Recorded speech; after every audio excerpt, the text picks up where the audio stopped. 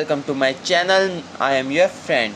तो आज हम स्टार्ट करेंगे क्लास 11 की यूनिट 5 रोटेशनल मोशन और आज का हमारा टॉपिक होगा सेंटर ऑफ मास।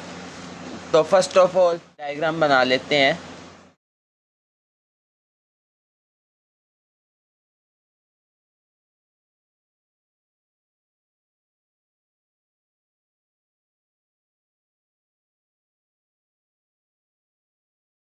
ये हमारा हो गया ए पॉइंट,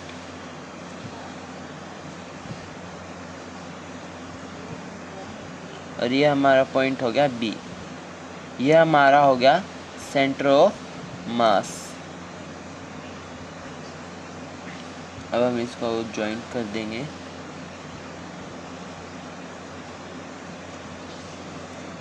अब हम आगे ये M1 नाम देंगे। अब हम इसको नेम, इसको M2। ये R vector centre of mass, ये R2 वेक्टर, और ये हो गया R1 वेक्टर। अब ये होगी फर्स्ट साइड,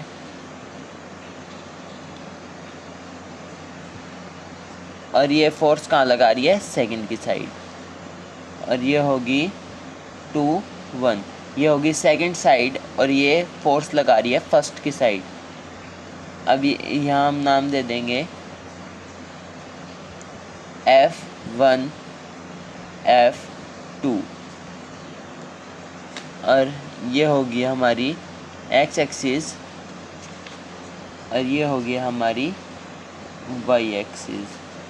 अब हम स्टार्ट कर रहे हैं आगे derivation. Velocity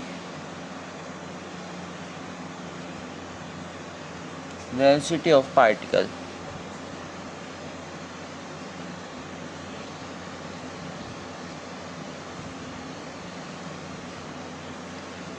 A and B।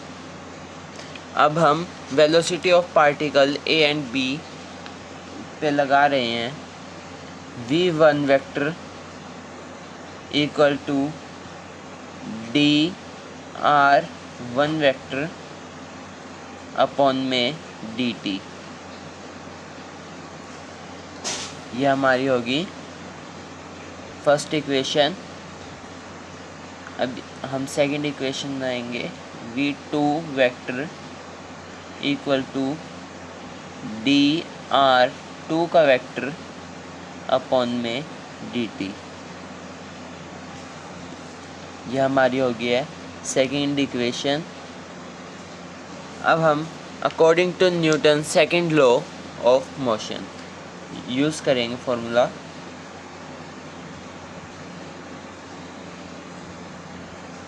According to Newton's second law. अब हम न्यूटन सेकंड लॉ यूज़ करेंगे। F1 plus F1 vector plus F12 vector equal to dP1 upon में dt। ये हमारी होगी थर्ड इक्वेशन। अब हम आगे चलते हैं। F2 वेक्टर प्लस में F21 vector equal to dP2 upon में dt। ये हमारी होगी इक्वेशन नंबर 4। अब नेक्स्ट है, हम इसको ऐड करेंगे बाय एडिंग 3 एंड 4। अब हम 3 एंड 4 को ऐड करेंगे।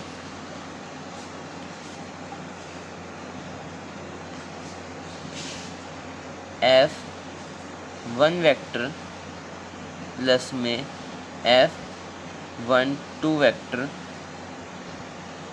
प्लस में F2 वेक्टर प्लस में F21 vector equal to dP1 upon में dt और इनका भी वेक्टर प्लस में dP2 का वेक्टर अपॉन में dt। अब F12 वेक्टर से F12 वेक्टर और F21 वेक्टर ये दोनों आपस में कट जाएंगे। Next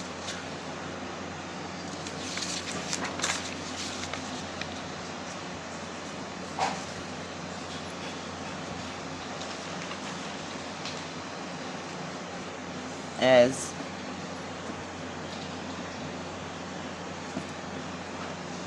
F vector F12 vector equal to minus F21 vector according to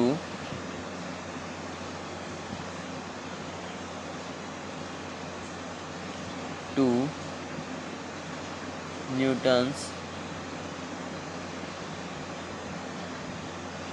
third law. अब यहाँ आगे न्यूटन्स थर्ड लॉ स्टार्ट होगा। F1 वेक्टर प्लस में F2 vector equal to dP1 upon में dt प्लस में dP2 अपॉन में dt। अब जो ये है put F1 plus F2 vector F1 vector plus F2 vector equal to F vector. अब जो ये F1 वेक्टर है और F2 वेक्टर है, अब हम इसको F वेक्टर लिखेंगे। अब जो आगे F1 और F2 वेक्टर आना है उसको हम F वेक्टर लिखेंगे। अब आगे देखें, F vector equal to dP1 vector upon में dt plus dP2 vector upon में dt।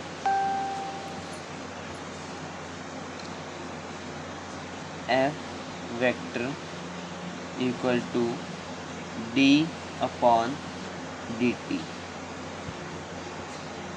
अब जो ये p की वैल्यू है, अब इनको हम रखेंगे m1 v1 क्योंकि ये फर्स्ट साइड है, प्लस d अपॉन dt को अब हम रखेंगे, जैसे p की जगह हमने m1 v1 रखा है, यहाँ रखेंगे m2 v2 क्योंकि ये है second side.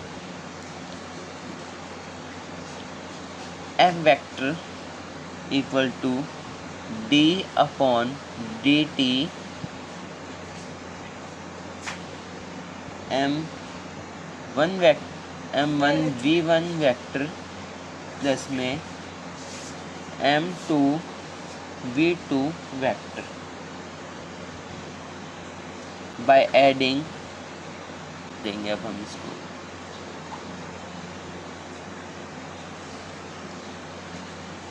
One and to.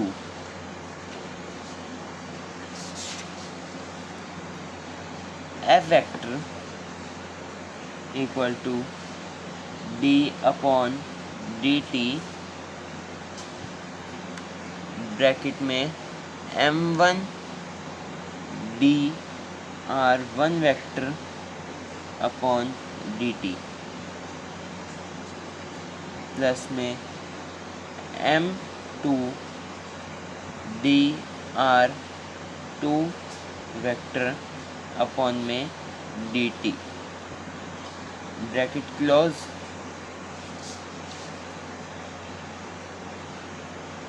F vector equal to D square upon में डी टी का square.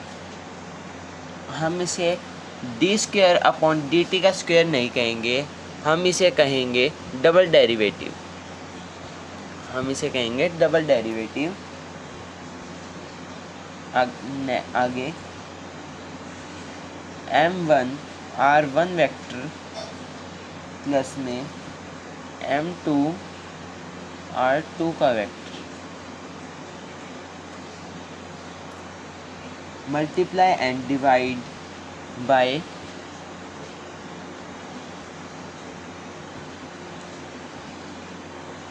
and divide by m1 plus में m2।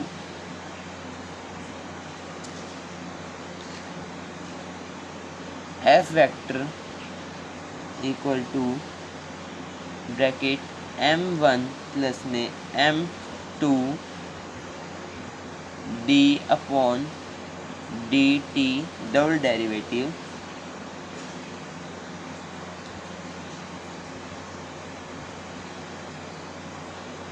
m1 r1 vector plus m2 r2 का वेक्टर अपॉन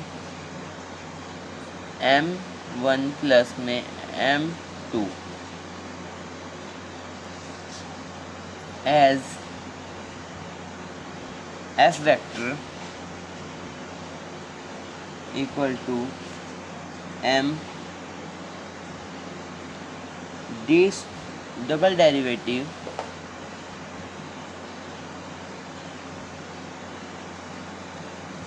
और जो ये हमारा है ये आ गया है सेंटर ऑफ मास,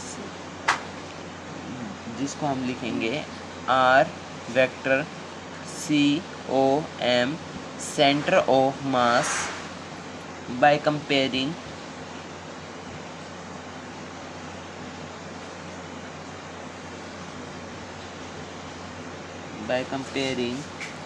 जो ये R vector centre of mass है ये इसके इक्वल है कि नहीं।